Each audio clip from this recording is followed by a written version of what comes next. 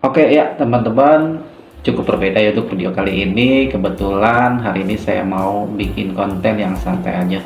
Nggak ada penggodingan, nggak ada teori-teori tentang pemrograman atau web programming apapun itu ya. Oh ya, kebetulan hari ini di video kali ini saya mau berbagi apa ya? Bukan gear sih, situs-situs atau aplikasi-aplikasi yang saya gunakan ketika membuat konten ini seperti apa. Tapi bukan Visual Studio Code ya, tentang teknisnya seperti apa. Cara saya screen recorder itu bagaimana, cara saya mengedit video itu pakai alat apa, aplikasi apa, terus membuat desain-desain thumbnail, entah desain untuk di codingannya kayak gitu. Saya pernah tuh yang tentang pendakian saya buat ini kan, desain-desainnya seperti apa. Lalu untuk sumber-sumber, kadang-kadang kita kan untuk membuat suatu codingan atau website itu ada gambar-gambar nih. Karena kalau untuk buat video YouTube itu harus hati-hati karena gambar itu bisa kena copyright ya teman-teman, selain lagu. Nanti kena apa namanya, takutnya ada orang yang punya, dia lapor atau seperti apa gitu ke YouTube-nya gitu. Makanya di sini saya ingin berbagi tentang sumber gambar saya dari mana, edit video saya pakai apa, lalu dengan apa edit thumbnail, edit tentang desain seperti dari mana, terus saya merekam menggunakan aplikasi apa, merekam screen recorder ya teman-teman. Ketika saya sedang ngoding atau sedang memberikan teori, pasti ada tuh di gambar ada foto saya kecil di pojok kanan sini ya, pojok kanan sini ada nih, menggunakan aplikasi apa gitu ya teman-teman. Jadi untuk kali ini atau video kali ini tidak ada codingan, tidak ada teori-teori tentang pemrograman, pure saya ingin berbagi pengalaman saya menggunakan hal tersebut ya teman-teman. Siapa tahu teman-teman mau ingin membuat konten juga, entah di luar pemrograman ya, mungkin yang tipe-tipenya sama, untuk desainnya seperti bagaimana, screen recordernya seperti apa, edit videonya menggunakan apa, sumber gambarnya dari mana gitu ya teman-teman. Tapi yang jelas mudah-mudahan semua yang saya pakai ini insya Allah atau semoga ini bisa jadi bahan pertimbangan teman-teman untuk membuat konten pertama kali kan. Tapi yang saya tampilkan ini bukan gear atau alat ya, ini khusus untuk hari ini cuma aplikasinya aja gitu teman-teman, full ada di komputer. Kalau untuk alat beda lagi. Untuk alat saya juga punya, ada kamera, terus ada ring light juga yang saya pakai ini, sama lampu untuk mempercantik kayak RGB di belakang. Tapi ingat teman-teman, kalau bikin konten itu harus segera dimulai, jangan ragu tentang masalah gear kamera. Sebenarnya kalau kamera itu pakai yang murah aja masih bisa ya teman-teman. Contohnya saya ini, kalau ini pakai kamera HP ya, beda. Kamera yang sering gunakan ketika bikin konten yang sebelum-sebelumnya itu menggunakan kamera webcam ya teman-teman, dengan harga yang cukup murah, yaitu cuma 100 ribuan. Itu banyak kok di marketplace teman-teman. Hasil gambar walaupun kameranya nggak terlalu mahal, yang harus kita utamain adalah lighting ya teman-teman, seperti itu. Sisanya kita diedit video nanti ya pakai color grading teman-teman ya, warnanya di grading gitu. Saya juga sama pakai color grading juga.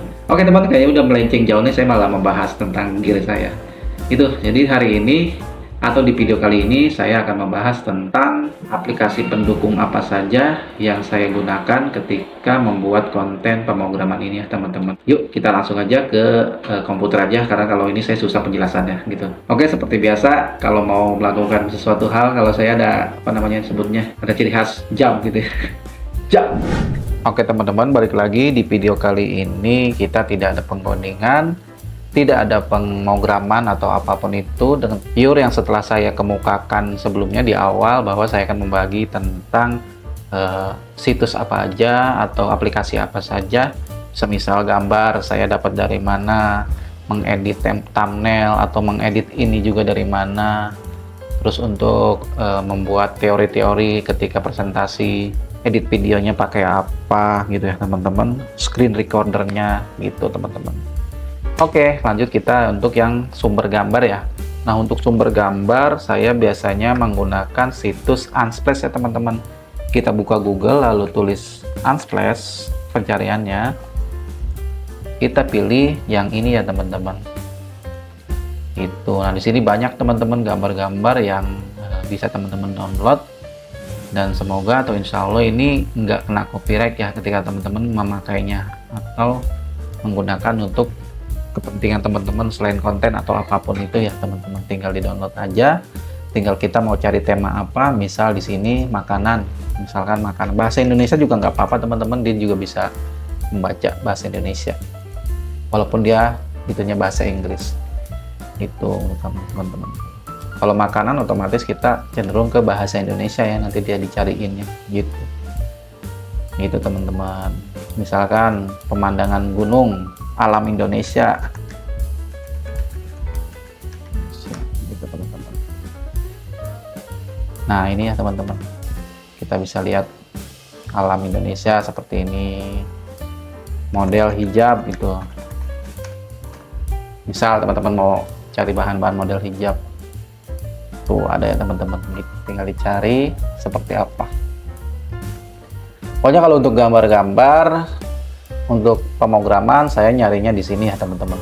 Sebenarnya banyak sih kayak Pixabay, Pexel dan lain-lain, tapi saya lebih cenderung lebih seneng nyari di sini sih. Kayaknya lebih gampang gitu untuk soal proses downloadnya. Proses downloadnya seperti apa? Misalnya kita mau gambar ini nih, kita pilih aja yang ada arah panah ke bawah, udah di download, diklik aja. Ketika keklik tadi otomatis ke download. Tuh, sudah langsung ke download. Nah, tapi nggak semua bisa di download ya teman-teman. Ada yang nggak bisa di download gitu. Pokoknya yang di sininya nggak ada tanda panah, itu tidak bisa di download karena kita harus ya istilahnya membayar lah atau kita. Nah, kadang-kadang setelah di download ini kan otomatis misal kita butuh 10 atau 8 lah, entah lebih dari satu lah buat pengkodingan atau nanti di pemrogramannya. Nah, kadang kan bentuknya beda-beda ya. Nah, kalau untuk di pemrograman kan enaknya itu semua rata ya, gambarnya sama gitu. Ya kita setelah kita download, diedit ya teman-teman. Untuk ukurannya disamain gitu. Misalkan 16:9. Misalnya ini dengan ini nih pasti beda nih hasil downloadnya, dia landscape, ini portrait gitu teman-teman. Jadi kalau untuk pengodingan sebisa mungkin setelah kita banyak download, kita mau tujuannya gimana nih, posisi penggambarannya apa landscape atau apa portrait, sebisa mungkin ukurannya disamakan. Itulah tips kalau kita mau mendownload gambar ketika untuk pemrograman. Ukurannya harus disamakan kalau untuk lebih dari 2 gambar atau 3 gambar atau banyak gambar gitu teman-teman. Oke, selanjutnya bagaimana cara saya merekam ini ya teman-teman. Tuh yang bergerak ini, merekam recorder ini, screen ini. Saya menggunakan ini ya teman-teman, OBS namanya, aplikasi OBS. Kayaknya hampir semua konten kreator yang menggunakan screen recorder rata-rata ini sih teman-teman, karena dia paling stabil juga. Untuk itunya ada di sini ya teman-teman, tuh saya ini tuh. Saya klik sebelah sini. Nah, ini OBS itu ini ya teman-teman. Itu gimana Bang? Dapat dari mana? Ini sama teman-teman, kita download juga. Downloadnya dari OBS juga, dari situs juga sama, OBS. OBS Studio ya teman-teman. Gitu. Kita ini aja, kita klik. Tampilan seperti ini ya, OBS Studio, kita klik. Nah, tampilannya seperti ini ya teman-teman, OBS. Cuma gini doang teman-teman situsnya. Nanti yang bisa digunakan adalah Windows, macOS, dan Linux. Kalau teman-teman misalkan punyanya Linux, diklik aja nanti dia ada ininya, downloadnya. Kalau macOS ya di sini juga ada teman-teman tuh. Ya, kalau untuk Windows paling gampang, dia cuma ada satu item aja, download installer gitu. Ada Windows, macOS, ini juga sama di sini aja, terus ada Linux gitu. Kebetulan saya sudah mendownload yang Windows. Nah, setelah di-download nanti kan ada tuh filenya, tinggal diklik 2 kali udah. Untuk proses downloadnya atau untuk proses instalasi gampang ya teman-teman ya, tapi saya nggak bisa mencontohkan ya untuk yang ini, install ini, karena saya udah ada gitu. Kalau untuk ininya gampang sih teman-teman ya, nggak terlalu susah, tinggal next aja gitu, nggak terlalu susah. Nanti settingannya bisa ketika sudah di sini aja nih. Misal kita mau setting kamera nih, kita mau nambah apa, tampilannya seperti ini ya teman-teman tuh. Kayak ada pojokan di sini gambar saya. Kalau mau lebih lengkap tentang OBS ya teman-teman tinggal cari aja ya tutorial OBS gitu aja. Yang penting saya sudah kasih tahu bahwa saya menggunakan OBS Studio untuk merekam layar saya ketika membuat konten gitu ya teman-teman. Ini gambar saya, ini juga bisa digedein tuh. Gitu teman-teman. Ini layarnya nanti untuk merekam ini gitu ya teman-teman. Bisa dicolok dengan audio juga. Intinya kalau mau teman-teman mau belajar tinggal cari aja di YouTube, banyak kok tentang OBS Studio ini gitu. Saya tidak menjelaskan secara detail ya untuk OBS Studio ini. Gitu teman-teman. Setelah sumber gambar, setelah bagaimana saya cara merekam video ini, lanjut ke bagaimana saya edit thumbnail, bagaimana saya edit-edit tentang teori-teori tentang saya memberikan penjelasan ya teman-teman, selain codingan atau pemrograman. Tidak menggunakan ya aplikasi yang berat kayak Photoshop atau Adobe AI atau apa, saya lupa. Saya menggunakan Canva aja ya teman-teman desainnya. Gitu. Sederhana aja sih.